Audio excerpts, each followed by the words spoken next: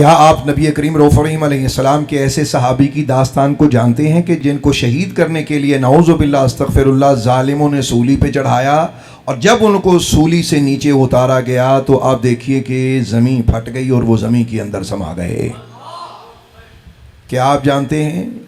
کہ ایک ایسے صحابی بھی تھے کہ جب وہ کافروں کی قید میں تھے تو کافروں کی ایک عورت کہتی ہے کہ میں نے یہ دیکھا کہ وہ بے موسمی پھل کھا رہے ہیں کہ جن پھلوں کا موسم مکہ میں نہیں ہوتا تھا۔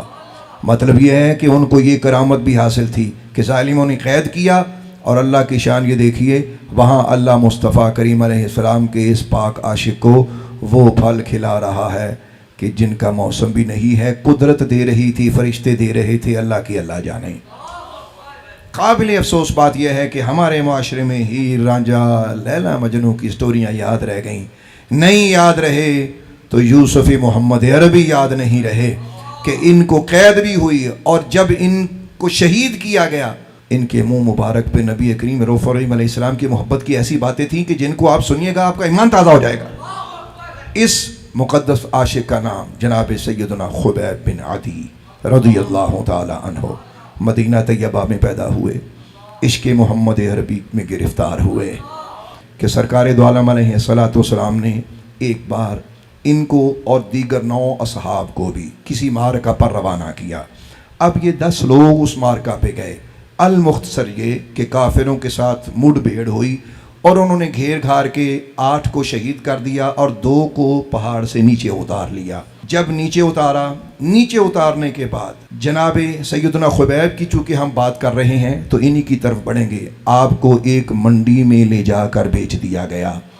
اور آپ یہ سن کے حیران ہوں گے کہ ان کا خریدار کون تھا۔ آپ نے ایک جنگ میں ایک آدمی کو قتل کیا تھا جس کا نام تھا حارث کے بیٹوں نے اس کو پہچان لیا کہ بھئی یہ تو ہمارے باپ کا قاتل ہے، ہم اسے اپنے گھر میں لے کے جائیں گے اور انتقام لیں گے اور بدلہ لیں گے، مشقتوں میں ڈالیں گے، مصیبتوں میں ڈالیں گے، پھر قتل کریں گے۔ آپ کو وہ اپنے گھر لے گئے، زنجیروں سے جکڑا ہوا ہے، اور آپ اس وقت یہ کہتے تھے کہ بھئی مجھے نماز کے لیے آسانی دو، اس کے سوا آپ ان سے کوئی مطالبہ نہ کرتے تھے۔ اور جتنی دیر ان کے پاس رہے، ایک بی بی کہتی ہے کہ میں حیران تھی کہ ہم نے اس کے پاؤں بھی زنجیروں میں جکڑے ہوئے اور ہاتھ بھی زنجیروں میں جکڑے ہوئے،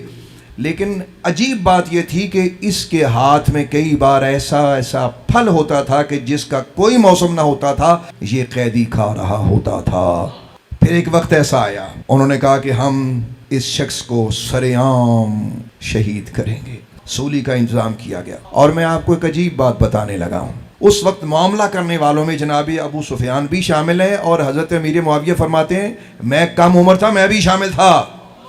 یہ واقعہ میں نے بھی اپنی آنکھوں سے دیکھا کہ اس عاشق کو جب سولی پہ چڑھایا گیا تو اس کے ساتھ کیا ہوا۔ اور ایک تیسرے شخص کا بھی یہاں میں ذکر کرنا مناسب سمجھتا ہوں کہ جس کو تاریخ میں کم ہی بیان کیا جاتا ہے، جناب سعید بن عامر۔ یہ وہ آدمی ہے کہ جس نے اپنی آنکھوں سے اس عاشق کا تماشا دیکھا، اور اس عاشق کے عشق کی وجہ سے اسے ایمان نصیب ہوا۔ اللہ اکبر! لہٰذا یہ بھی ایک بڑی بہترین بات ہے اور دردناک بات ہے، اس کو سننا ضروری ہے۔ حضرت سیدنا خبیب رضی اللہ تعالیٰ عنہ جب آپ کو سزا دینے کا آخری ٹائم آیا تو آپ نے ارشاد فرمایا کہ بھی میری ایک خواہش ہے۔ انہوں نے کہا بتاؤ کیا خواہش ہے؟ آپ نے فرمایا میں چاہتا ہوں کہ میں 2 رکعت نفل پڑھ لوں، مجھے اجازت دو تاکہ میں اپنے پروردگار کے ساتھ الوداعی باتیں کر سکوں۔ نماز پڑھی، نماز پڑھنے کے بعد سلام پھیرا، اٹھ کے کھڑے ہوئے، فرمانے لگے تمہیں پتہ ہے کہ میں نے نماز جلدی پڑھی تاکہ کل کو کوئی یہ نہ کہے کہ غلامان محمد جان بچانے کے لیے نماز لمبی کر گیا، اس لیے میں نے نماز تیز پڑھی، ورنہ میں نماز تیز نہیں پڑھتا، تاکہ میرے حبیب پہ کوئی تانا میری وجہ سے نہ آئے۔ آپ ان عاشقوں کا مقام دیکھیے، ان کی محبت دیکھیے۔ جلاد کو آرڈر ہوا، اب لوگ دیکھ رہے ہیں، ایک تماشا ہے، آپ کے ہاتھ مبارک کاٹے جا رہے ہیں، آپ کے پاؤں مبارک کاٹے جا رہے ہیں۔ جب انہوں نے آپ کا مصلح کیا، استغفر اللہ نعوذ باللہ، سعید بن عامر کہتا ہے کہ میں یہ ساری باتیں دیکھ رہا تھا کہ کافروں کا ایک ٹولہ کہنے لگا کہ اگر آج تیری جگہ اس حال میں ہم محمد پاک کو پکڑ کے لاتے، نعوذ باللہ انہوں نے گستاخی اور بدتمیزی کی انتہا کی، تو پھر تجھے کیسا محسوس ہوتا؟ تو سنیے اس عاشق کا جو جواب ہے وہ سننے کے قابل ہے۔ فرمایا او بدبختو، تم تو اتنی بدتمیز گفتگو کر رہے ہو، گستاخی کر رہے ہو، میں تو یہ بھی برداشت نہیں کرتا کہ میں اپنے اہل و عیال میں آرام سے بیٹھا ہوا ہوں اور میرے حبیب کو کوئی کانٹا بھی چبھ جائے، الا یہ کہ تم کہتے ہو کہ اس حال میں ان کو لاتے۔ یہ ہونے والا نہیں ہے، یہ تمہاری ناپاک خواہش ہے، اللہ کبھی پوری نہیں ہونے دے گا۔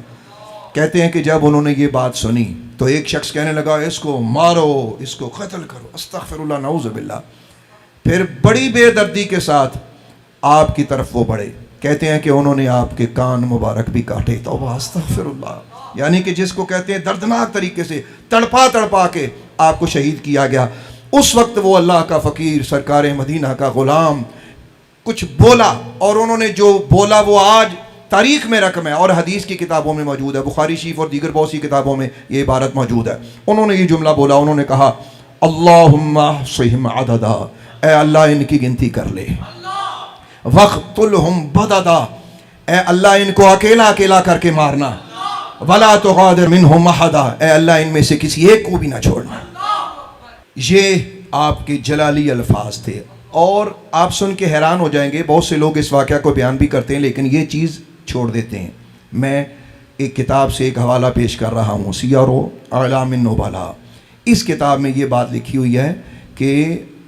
جناب ابو سفیان جو کہ اس وقت ایمان نہیں لائے تھے، اور حضرت امیر معاویہ یہ بھی ظاہر ہے چھوٹے تھے، ایمان نہیں لائے تھے، یہ کہتے ہیں کہ جب خبیب کے منہ سے یہ بد دعا سنی نا تو میرے باپ نے مجھے زمین پہ لٹا دیا، کہتے ہمیں ڈر لگ رہا تھا کہیں پہاڑ نہ ہم پہ گر پڑے۔ یوں ان کو سولی پہ چڑھا کے دردناک طریقے سے شہید کر دیا گیا۔ اور ایک روایت میں یہ بھی آتا ہے کہ آپ مدینہ طیبہ کی طرف منہ کر کے کہتے ہیں اے اللہ میرے حبیب کو میری اس حالت سے آگاہ کر دے۔ اور حدیث میں بھی یہ لکھا ہوا ہے کہ سرکار مدینہ علیہ الصلوۃ والسلام نے اپنے اصحاب میں بیٹھے بیٹھے فرمایا میرے خبیب پر سلامتی ہو، میرے خبیب پر سلامتی ہو۔ یعنی یہ سرکار مدینہ علیہ الصلوۃ والسلام کے علم غیب کی بھی دلیل ہے جو اللہ نے آپ کو عطا کیا۔ ایک شخص ہے جس کا نام ہے جناب سعید بن عامر، ان کا ذکر کرنا ضروری ہے کہ اللہ نے بعد میں ان کو مشرف اسلام کیا، اور ان کے اسلام لانے کا واقعہ بڑا عجیب ہے۔ یہ کہتے ہیں جب میں وہاں سے نکلا تو مجھے ڈر تھا کہ آج بھی مجھے کچھ ہوتا ہے، کل بھی مجھے کچھ ہوتا ہے، مجھے کچھ نہ کچھ ہو جائے گا، میں ڈرا ڈرا سہما سہما پھرتا، یہاں تک کہ میری آنکھوں کے سامنے ہر وقت خبیب کا وہی نقشہ کہ جس طرح ان کو تڑپا تڑپا کے شہید کیا گیا۔ اور کہتے ہیں پھر ان کا وہ جملہ کہ مجھے آج بھی تڑپا دیتا ہے کہ جو کافروں نے کہا تھا کہ اگر تیری جگہ آج تیرے حبیب ہوتے نعوذ باللہ، تو جو انہوں نے جواب دیا تھا، کہتے ہیں ان کے اس عاشقانہ مزاج نے میرے دل میں اسلام کی شمع روشن کر دی کہ اے کائنات والو، وہ حبیب کتنا سچا ہوگا کہ جس سے عشق کرنے والا، جس کے جسم کے ٹکڑے کیے جا رہے ہیں اور پھر بھی وہ انہی کی محبت سے سرشار ہے۔ مجھے یقین ہو گیا کہ اگر اس زمین پہ کوئی سچا مذہب ہے تو یہی ہے۔ اب اس ہستی کا ذکر بھی سننے کے قابل ہے۔ آپ اگر چاہیں گے آپ ہمارے اس بیان کے نیچے، اس ویڈیو کے نیچے آپ کمنٹ میں فرمائیں، کوئی اپنی بات کا اظہار کریں کہ آپ یہ